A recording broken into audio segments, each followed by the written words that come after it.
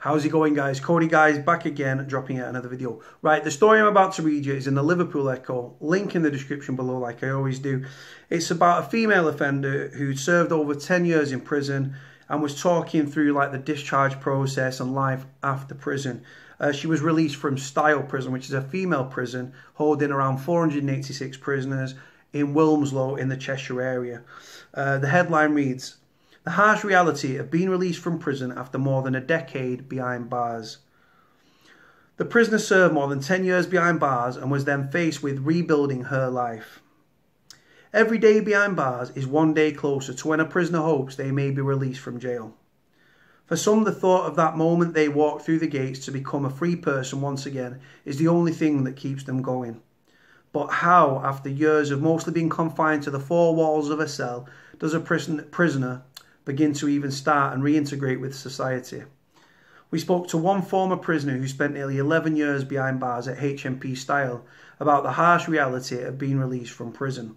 She was handed a 20-year sentence for a conviction she is still fighting for to this day, and asked not to be named to protect her family's privacy. On the day she was released, she said she was up and ready at 6 AM to beat the queue of other prisoners who were also leaving. She said, "You say your goodbyes the night before because on the morning of your release, you just want to get up and go.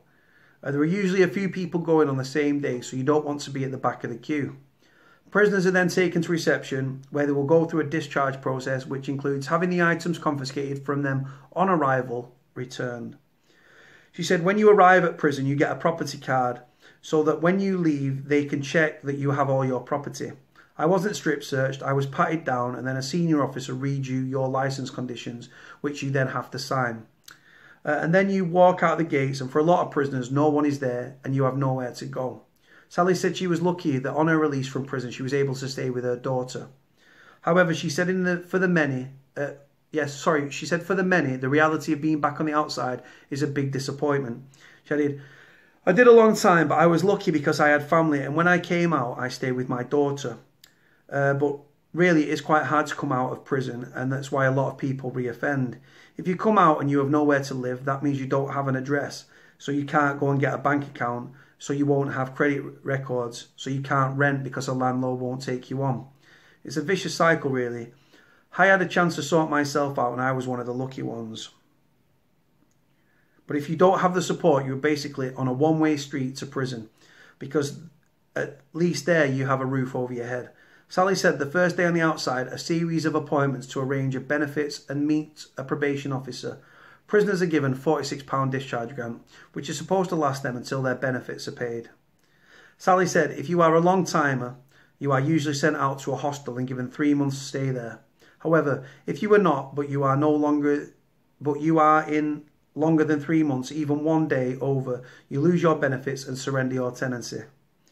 If you are in for 3 months or less, your benefits will pay your rent while you are away, but one day over and you potentially lose everything, because there is nowhere for all your possessions to be stored, so you are coming out basically with nothing and have to start all over again.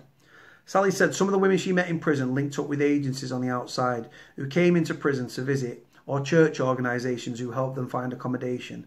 However, she said for a lot of prisoners, the harsh reality is they will potentially end up homeless.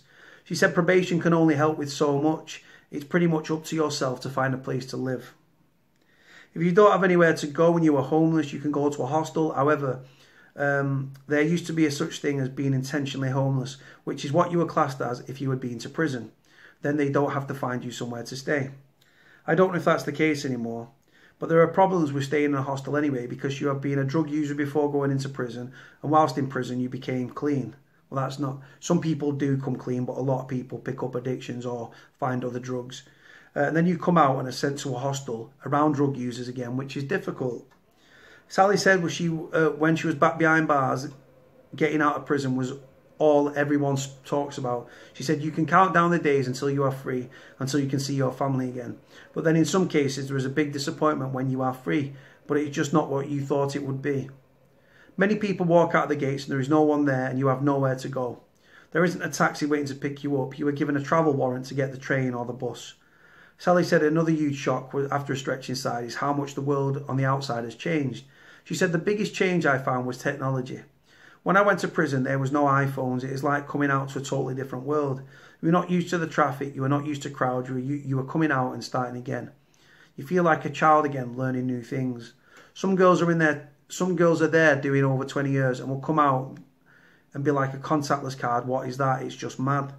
Sally said, while she doesn't think the discharge process from prison is improving, she believes that more should be done to help those reintegrating back into society. She added, the bottom line is without support, you're not going to be able to do it. There needs to be more duty of care, and the process of coming out of prison needs to be more seamless. There never used to be anything in place, so it is improving, but I still don't think it's perfect.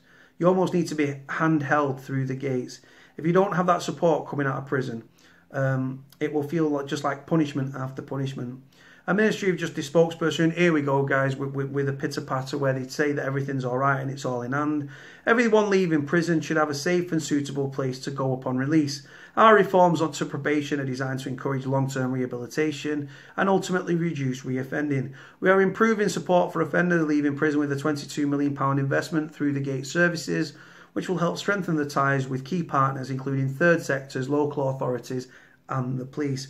At the same time, we were investing £6 million as part of the government's rough sleeping strategy in pilot schemes, bringing together prisons, local authorities, probation providers and other plans to secure and sustain accommodation for offenders upon release. Now, the offender that's left prison after, like say, it sounds like a murder conviction. The person was still protesting their innocence. They've been released and they're back in society. Everything she says is absolutely bang on.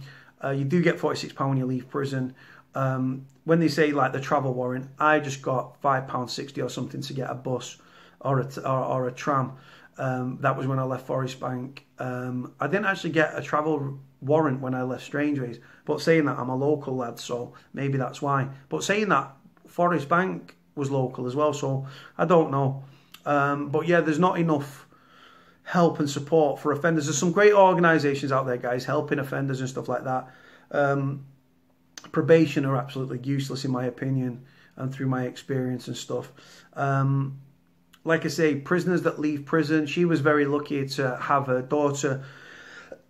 When she was talking about like, right, if you get sentenced, right, if you're on remand, you can get housing benefit for 52 weeks of the year because you're awaiting trial. And normally, if you're running trial, it can take up to a year to come to trial. If you are on remand because you're not innocent and you're not guilty of an offence, the council protected rent, you will get 52 weeks provided for you if you are on remand. If you are convicted, 12 weeks and less, 3 months, right? Not many people get them short sentences, some people do, but ordinarily it's longer. If you are convicted and sentenced to 3 months in prison, you will get 3 months worth of rent. If you are serving 3 months and a day or like 13 weeks, you will not get a penny towards your accommodation. And then what happens is that you'll fall into, like, if it's a private landlord, they can like seek a notice seeking possession. If it's a housing association or a council, they can do the same. Because some people end up in prison and they haven't got a support network and the council don't know they're in prison. It's just they're not paying the rent. They go through the eviction process. It can take months and months. Like I said, obviously people that are in for longer. And then they can come out of prison and their accommodation's gone. That's the reality, guys. And if you leave prison with nowhere to live, you could turn to addiction. You could start drinking. You inevitably going to revert back to type and commit crime again. The system's broken, guys, and that's why prison is a revolving door. Surely the aim of prison, to those on the right side of the tracks that want to demonise prisoners and brutalise us, surely the aim of prison is so that people leave in a better position than when they entered, so that they don't commit crime again, so they are rehabilitated. Surely that's the aim, right? Unfortunately, that's not the case. People go to prison, lose their accommodation, become drug addicts, spiral into depression, self-harm, contemplate suicide, attempt suicide, commit suicide, like I say, losing their accommodation, losing the job, losing the family. Then they're using drugs as a coping mechanism to get them through the day or to alleviate the boredom or to escape the realisation of the surroundings. And then you kicked out the door with £46 and said, go Go on, get on with your life. Some people, if they've been in for a long time, they can be put in probation hostels and stuff. But yeah, the system's broken, guys. Far too many prisoners are leaving prison homeless, fall back into their own paths. Like I said, she'd obviously battled with addiction. She was then put in a hostel. And then a lot of these people in these hostels, right, whether it's a bail hostel or a probation hostel, not so much a bail hostel, but a homeless hostel, right? Most of the people in there are drug addicts. I've been in a hostel myself. I don't touch drugs, and I'm not a big drinker, but I ended up in a hostel, and 90% of the people in there, 95% of the people in there were drug addicts and alcoholics, and were grafting day in and day out to feed themselves and feed their, well, should I say feed their habit. I spoke to somebody from Lincoln a few months ago. He'd been released from prison. He kicked drugs. He'd been clean for 3 years. Went to prison, stayed clean, didn't give in to the drug dealers, stayed clean, came out, begged. Well, he was begging the OMU and probation, do not put me in an homeless hostel with addicts because I'll fall back into the same pattern. They put him in a homeless hostel with addicts. He's back using drugs. He's back committing crime. Broken system, guys. The system's as broken as those entering the system. It's the reality. It's a really good story, this, guys. Like, I'm sorry that I was struggling to get through it. My focus isn't the best today. I'm quite tired. But link in the description. Like, comment, subscribe. Cody out.